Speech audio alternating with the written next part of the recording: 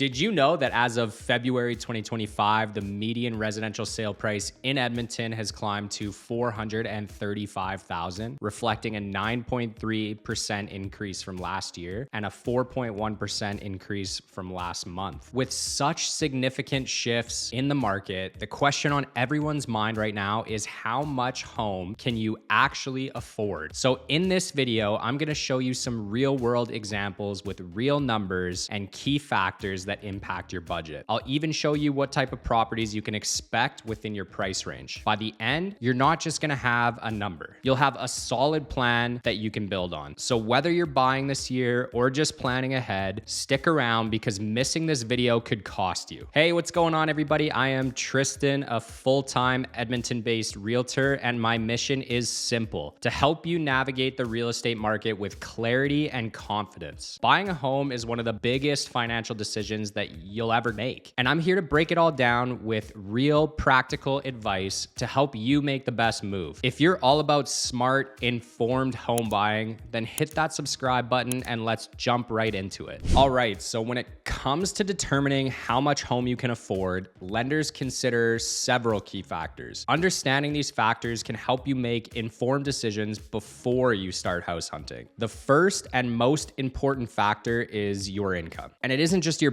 base salaries. Lenders will also consider bonuses, commissions, freelance gigs, and side hustles as long as they've been consistent for at least 2 years. If you've recently started earning more, some lenders may only count a portion of that increase. So planning ahead is always key, especially in this case. The second critical factor is your debt to income ratio. And this one is crucial. Lenders will compare your monthly debt payments like credit cards, student loans, car payments against your monthly income. Ideally, your total debt payments, including your future mortgage, should stay below 40 to 44% of your gross income. Reducing your existing debts can significantly increase your borrowing capacity. The third factor is your credit score. A higher credit score translates to better mortgage rates. In Canada, a score of 680 or higher gives you access to better loan options, and credit scores above 760 qualify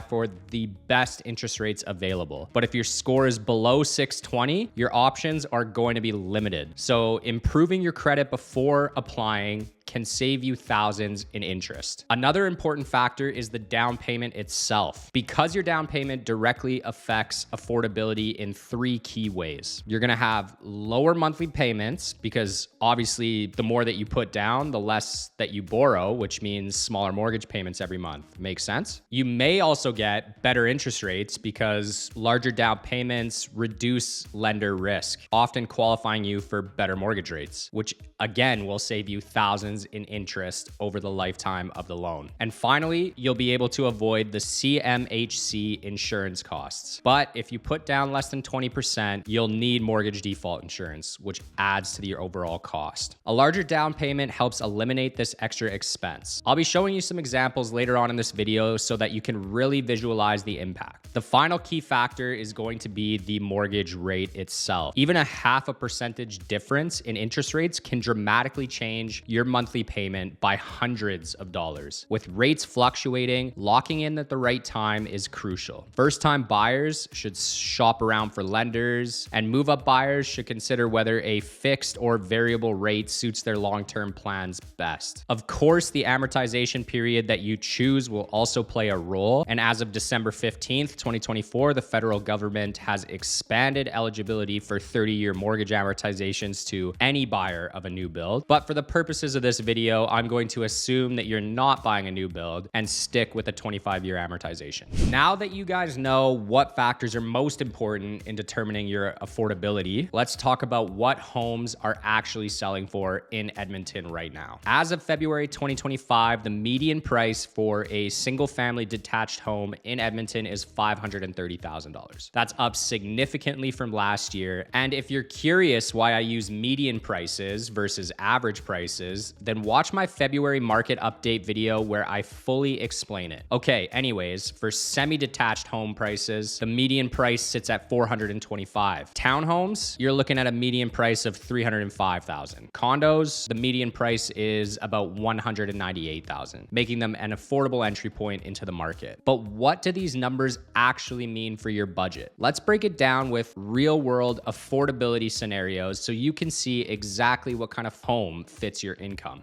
Let's put some real numbers to work and figure out how much home that you can actually afford based on your income, down payment, and debts. All right, now let's run this scenario for a couple that wants to buy a house together. Let's assume that your income is $65,000 per year and your partner's income is $55,000 per year. So together you're making $120,000 per year. Let's assume that you've saved up together $80,000 for a down payment. Of course, we're gonna amortize over 25 years and we're going to choose Edmonton. We'll also assume you still don't know the future costs of your home and your debt payments for now will be at zero. As you can see here, your maximum home price that you're gonna be able to afford is $604,000, which definitely brings you into that detached home range. So we'll run a quick search with this maximum budget in mind, just to kind of give you an idea of how much is available and what exactly you can afford with this type of budget. So first things first, we got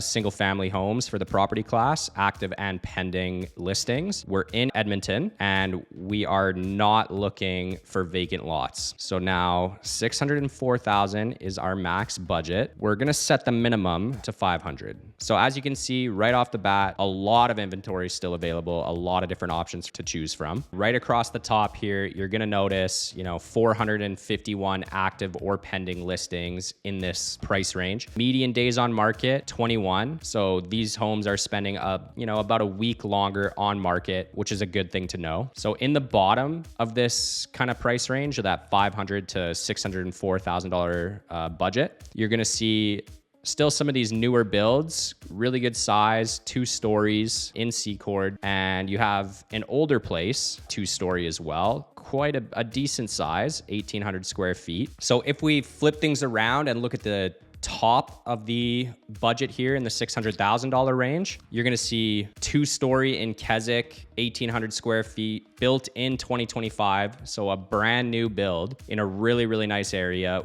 in your price range still. You have more new builds here in Stillwater, which is a newer area, and just a lot of options at a really good size in this price range. Now let's assume that one of you has $50,000 worth of student loans and your monthly payment is $600. So let's go ahead and type that in here and see how it affects affordability. So honestly, at this price range, doesn't affect affordability all too much. I mean, as you can see, it dropped by about $13,000. So you're still gonna be able to get a lot of the same properties here, but you'll notice that these $600,000 ones are out of your price range. So we'd have to come down here. This would kind of be the area that you're looking at here. Still really, really great options. Here you got a new build in Secord, 2,000 square feet. This could be a really good option. Laurel, Otwell, really good options in this neighborhood still. This is why understanding how income, debt, and savings work together is so important when planning to buy a home,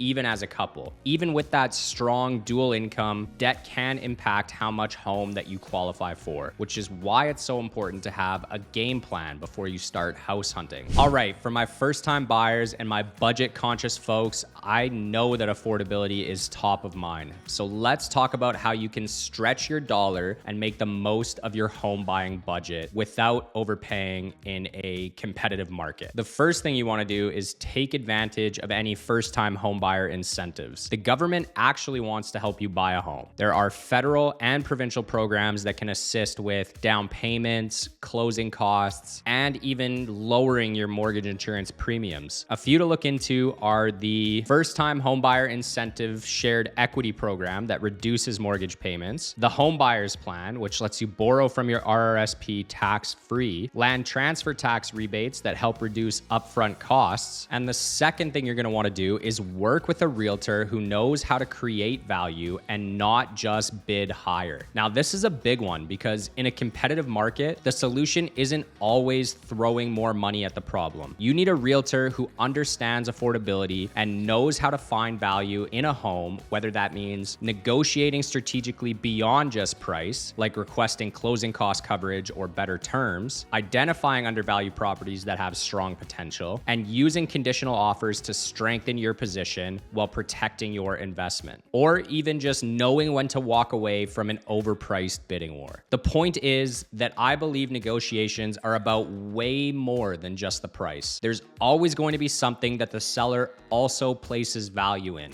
beyond just the price. And as a buyer's agent, it's my job to figure out what that seller values beyond the price and use it to help structure a competitive offer without driving up the price. Buying smart isn't just about how much you spend, it's about the whole picture. And when you have the right strategy, you can maximize every dollar. So what's next? If you're serious about buying in 2025, your first step is getting pre-approved for a mortgage and coming up with a plan. If you don't know where to start, reach out to me. I've got some top tier mortgage brokers in my network who can help you figure out your budget and lock in the best rate. And if you're ready to start house hunting, let's get you set up with a custom home search based on your budget and preferences. All right, everybody, that's it for this video. If you found this video helpful, do me a favor, hit that like button, subscribe for more Edmonton real estate updates, and drop a comment below with your biggest home buying question, because I'm happy to help. And if you're looking to buy in 2025, let's chat. My contact info is in the description below. Thank you for watching, and I will see you in the next video.